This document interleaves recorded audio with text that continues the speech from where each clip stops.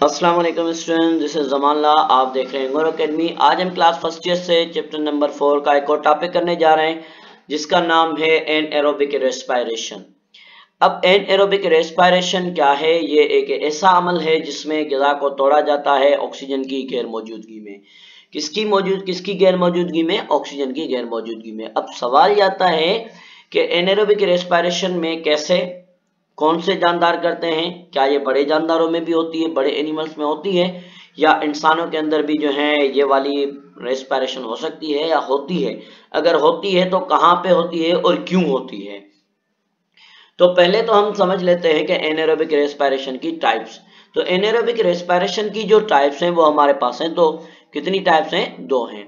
एक को हम कहते हैं लैक्टिक एसिड फर्मेंटेशन, या इसको लैक्टेट फर्मेंटेशन भी कहा जाता है, ठीक है, या एनारोबिक रेस्पिरेशन को फर्मेंटेशन प्रोसेस भी कहा जाता है। ये एनारोबिक रेस्पिरेशन की एक ऐसी टाइप है जिसमें 3 कार्बन कंटेनिंग जो मॉलिक्यूल होता है, जिसको हम पायरुवेट कहते हैं, वो डायरेक्टली कन्वर्ट होता है किसी और 3 कार्बन कंटेनिंग मॉलिक्यूल में, जिसको हम कहते हैं लैक्टेट। क्या कहते हैं? एसिड कंटेनिंग मॉलिक्यूल होता है जिसको लैक्टेट कहा जाता है, या इसके लिए दूसरा टर्म इस्तेमाल किया जाता है लैक्टिक एसिड। ये किसकी मौजूदगी या गैर मौजूदगी में? तो ये होता है ऑक्सीजन की गैर मौजूदगी में। अब सवाल ये आता है कि ये कहाँ पे होता है? तो जवाब उसका सिंपली ये है कि ये ह्यूमन के अंदर भी होता है।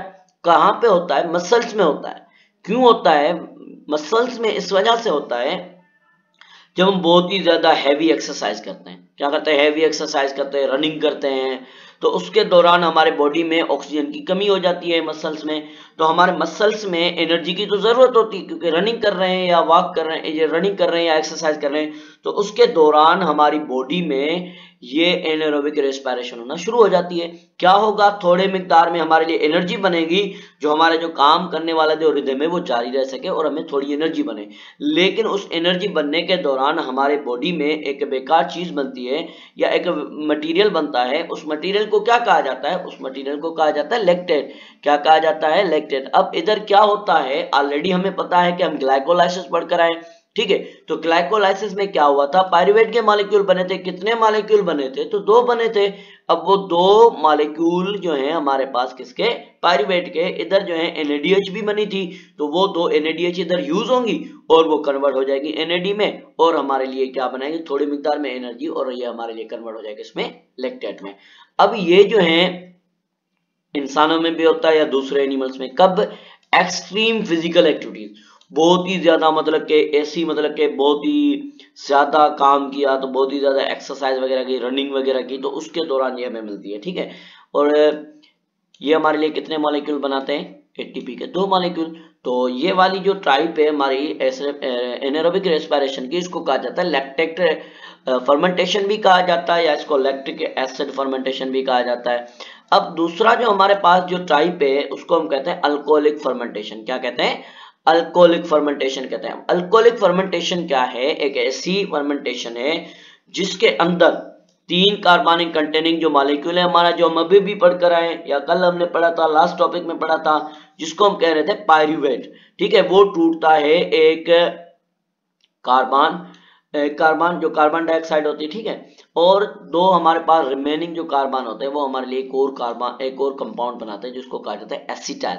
फिर दूसरे स्टेप में ये एसिटाइल क्या होता है? इसको कन्वर्ट किया जाता है इथाइल अल्कोहल में। फाइनली हमारे पास जो है कार्बन डाइऑक्साइड और एक मॉलिक्यूल बनता है किसका? इथाइल अल्कोहल का। ये मॉलिक्यूल हमारे लिए कहां से बना? तो ये मॉलिक्यूल हमारे पास बना है पायरुवेट से। किससे बना है? पायरुवेट से। ये मॉलिक्यूल हमारे लिए क्या बनाएंगे?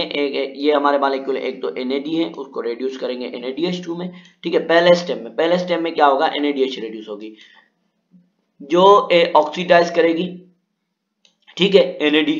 नंबर 3 में हमारे पास क्या होगा कि एनर्जी जो प्रोड्यूस हुई है वो लैक्टिक एसिड फर्मेंटेशन के मुकाबले में, ठीक है। अब इधर हमारे पास एंड गेन क्या हो रही है? वहां पे NAD जो है यूज हो रही थी, NAD बन रही थी, इधर NADH बन रही है। एक तो हमारे पास 2 ATP और दूसरी हमारे पास क्या बन रही है? 2 NADH बन रही है, ठीक है। ये किस किस जानदार में होती है? तो ये एक तो बैक्टीरिया में होती है, नंबर दूसरा ये हमारे पास यीस्ट में होती है। अब यीस्ट क्या है? तो यीस्ट एक सिंगल सेल फंजा है। क्या है? ये फंजा है। अक्सर स्टूडेंट को ये प्रॉब्लम हो जाती है, मतलब कि समझ में मसला हो जाता है कि यीस्ट है तो सिंगल सेल है, फिर फंजाई है तो मल्टी सेलर है, इसमें कैसे रखा गया है। तो सिंगल सेल इस वजह से क्योंकि ये इसके जो एंसेस्टर थे वो मल्टी सेलर थे और इनके कैरेक्टरिस्टिक्स बिल्कुल किसकी तरह मिलते हैं, तो इनके कैरेक्टरिस्टिक्स बिल्कुल मिलते हैं इसकी तरह, फंजाई की तरह। इस वजह से ये हमारे पास पायरूवेट है जिसके अंदर सबसे पहला प्रोसेस क्या होता है, डीकार्बोजाइलेशन। डीकार्बोजाइलेशन क्या है, ऐसा अमल जिसमें कार्बन डाइऑक्साइड रिमूव हो, कार्बन डाइऑक्साइड रिमूव होगी और हमारे पास कितने मॉलिक्यूल वाला कार्बन बचा, 2 कार्बन वाले मॉलिक्यूल वाला, क्योंकि पहले 3 कार्बन वाले 2 मॉलिक्यूल थे, अब कितने मॉलिक्यूल वाले बन गए, 2 मॉलिक्यूल वाले। इनको हम क्या कहते हैं, एसिटाइल कहते हैं। ठीक है, अब हमारे पास इधर क्या हुआ, NADH आई। ठीक है, और ये कन्वर्ट हो गया किसमें, NAD में, और हमारे लिए ये हमारे लिए बन गया क्या, इथाइल अल्कोहल। एसिटाइल से क्या हुआ, रिडक्शन प्रोसेस हुआ और हमारे लिए क्या बन गया, एसिटाइल एसिटाइल अल्कोहल। तो इधर हमारी जो है ये एनारोबिक रेस्पिरेशन की 2 टाइप्स खत्म होती है। तो इंशाल्लाह मिलते हैं नेक्स्ट टॉपिक में। अल्लाह हाफिज।